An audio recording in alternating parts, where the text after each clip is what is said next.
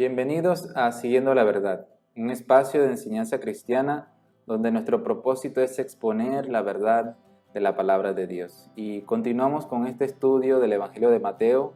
Estamos ya en la recta final de lo que fue el ministerio de nuestro Señor Jesús.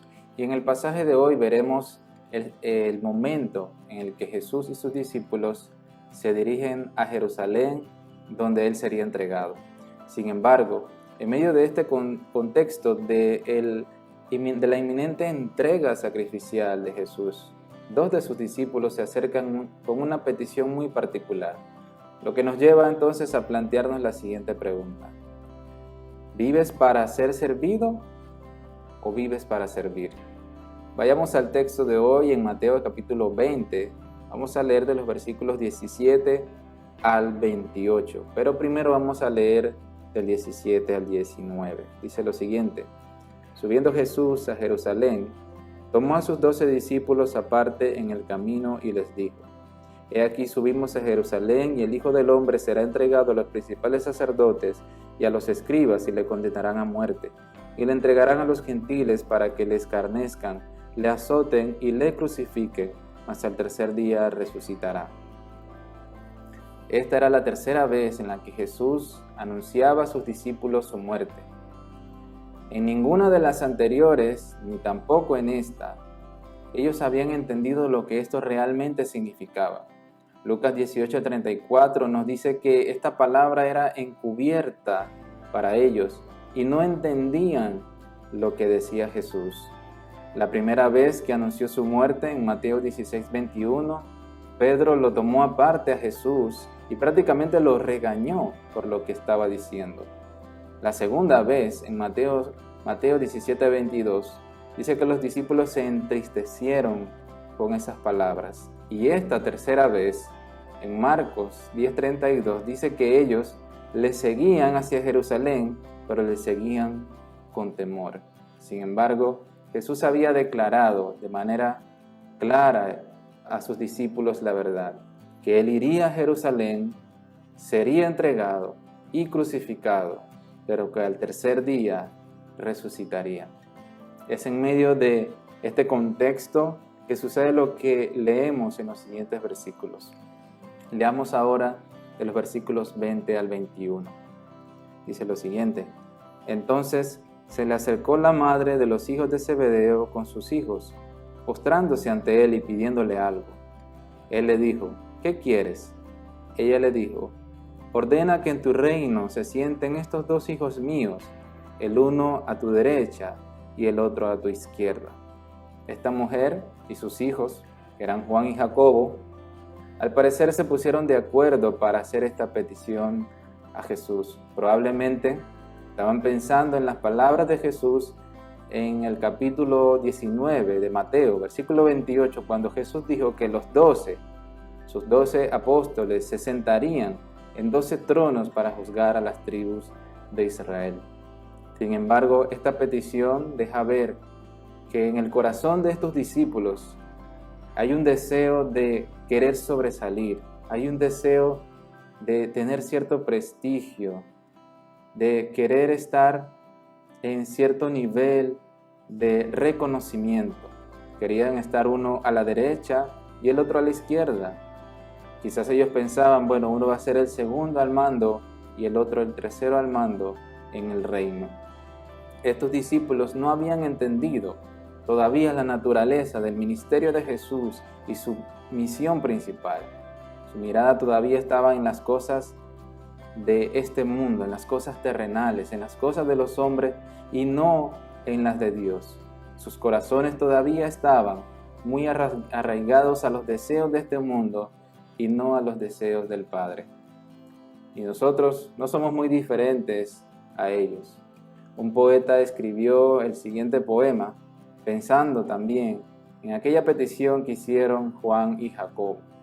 Y creo que en cierta medida nos podemos ver reflejados. Este poema dice lo siguiente: Yo soy como Juan y Jacobo.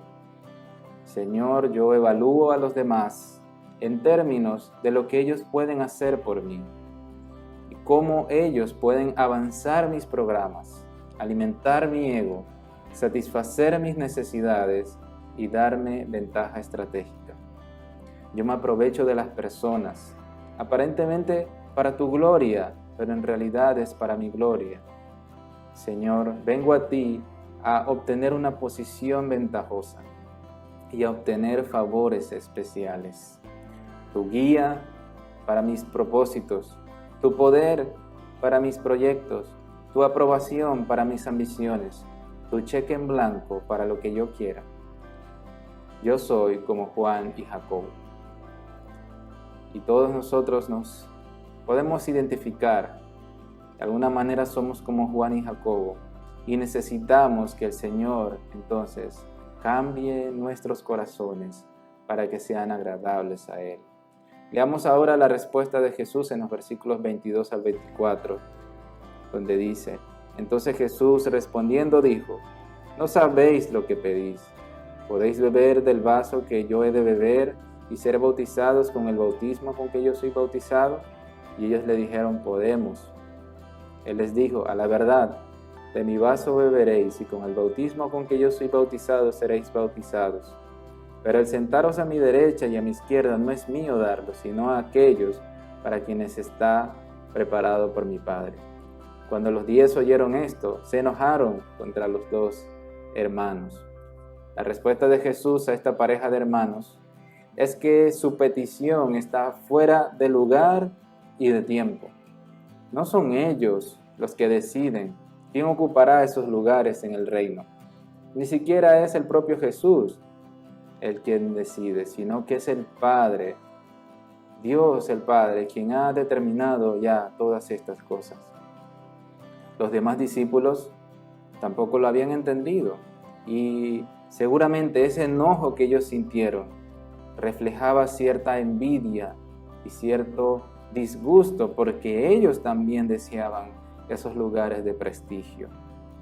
Entonces Jesús llama a los 12, a sus discípulos, y les enseña el ejemplo que ellos deben seguir como sus seguidores, como sus discípulos. Y estas son las palabras de Jesús a sus discípulos. Y por lo tanto, todos nosotros, todos los que nos consideramos discípulos de Cristo, debemos entonces poner atención a las palabras del Señor, donde Él dice lo siguiente en los versículos 25 al 28.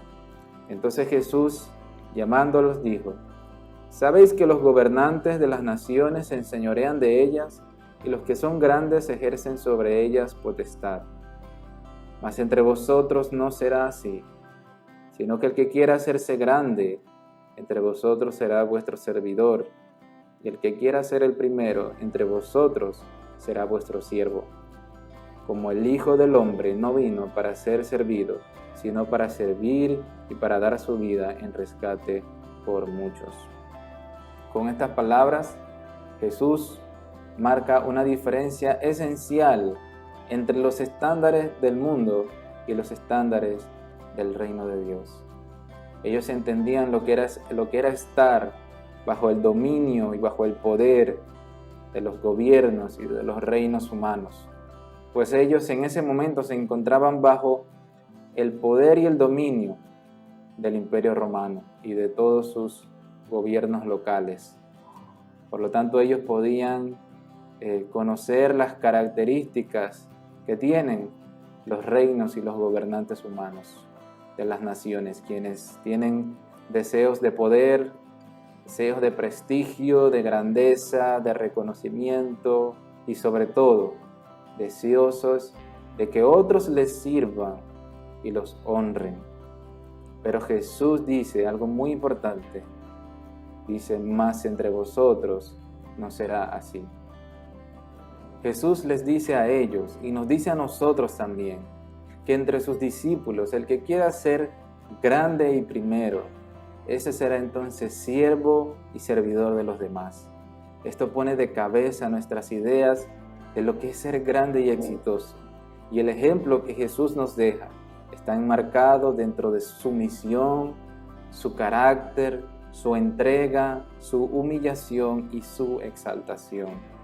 Jesús les recuerda el propósito de su venida en el versículo 28 cuando dice que el Hijo del Hombre no vino para ser servido, sino para servir y para dar su vida en rescate por muchos. Si el Hijo de Dios vino no para ser servido, entonces, ¿cuánto más sus seguidores deben mostrar ese mismo carácter de servicio?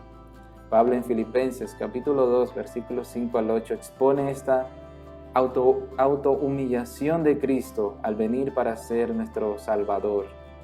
De la siguiente manera dice: haya pues en vosotros este sentir que hubo también en Cristo Jesús, el cual, siendo en forma de Dios, no estimó el ser igual a Dios como cosa a que aferrarse, sino que se despojó a sí mismo, tomando forma de siervo, hecho semejante a los hombres, y estando en la condición de hombre, se humilló a sí mismo, haciéndose obediente hasta la muerte y muerte de cruz.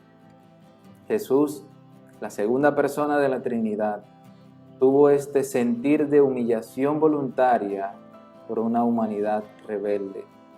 Y ahora somos llamados a tener este mismo sentir, es decir, tener esta misma mente que hubo en Cristo y vivir como siervos para la gloria de Dios.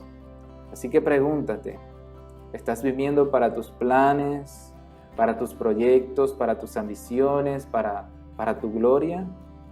¿O estás viviendo para los planes de Dios, para la voluntad de Dios y para la gloria de Dios? Pablo lo resumió de esta manera cuando dijo que para mí el vivir es Cristo. Y ciertamente toda su vida fue para Cristo. Juan y Jacobo también lo entendieron después al punto tal que dieron su vida para su Señor. La vida de los apóstoles y de los primeros discípulos no es la excepción, sino que es la regla para todo aquel que es discípulo de Cristo.